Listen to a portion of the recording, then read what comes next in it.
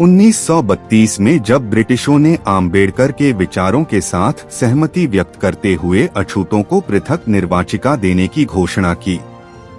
Communal award की घोषणा गोलमेज सम्मेलन में हुए विचार विमर्श का ही परिणाम था। इस समझौते के तहत आम्बेडकर द्वारा उठाई गई राजनैतिक प्रतिनिधित्व की मांग को मानते हुए पृथक निर्वाचिका में दलित वर्ग को 2 वोटों का अधिकार प्रदान किया गया। इसके अंतर्गत 1 वोट से दलित अपना प्रतिनिधि चुन सकते थे व दूसरी वोट से सामान्य वर्ग का प्रतिनिधि चुनने की आजादी थी। इस प्रकार दलित प्रतिनिधि केवल दलितों की ही वोट से चुना जाना था। इस प्रावधान से अब दलित प्रतिनिधि को चुनने में सामान्य वर्ग का कोई दखल शेष नहीं रहा था।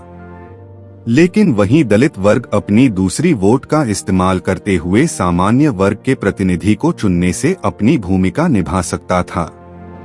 ऐसी स्थिति में दलितों द्वारा चुना गया दलित उम्मीदवार दलितों की समस्या को अच्छी तरह से तो रख सकता था, किंतु गैर उम्मीदवार के लिए यह जरूरी नहीं था कि उनकी समस्याओं के समाधान का प्रयास भी करता।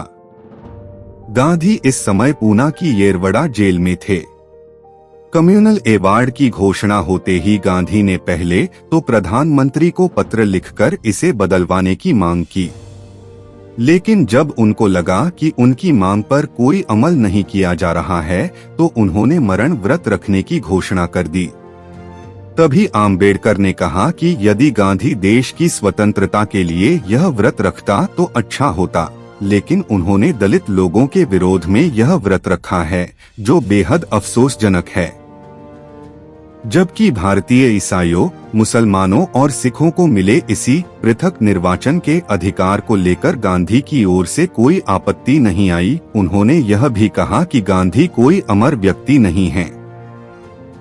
भारत में न जाने कितने ऐसे लोगों ने जन्म लिया और चले गए। आम्बेडकर ने कहा कि गांधी की जान बचाने के लिए वह दलितों के हितों का त्याग नहीं कर सकते। अब मरण व्रत के कारण गांधी की तबीयत लगातार बिगड़ रही थी।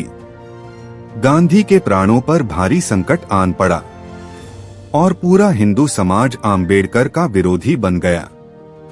देश में बढ़ते दबाव को देख आम्बेडकर 24 सितंबर 1932 को शाम 5 बजे येरवड़ा जेल पहुंचे।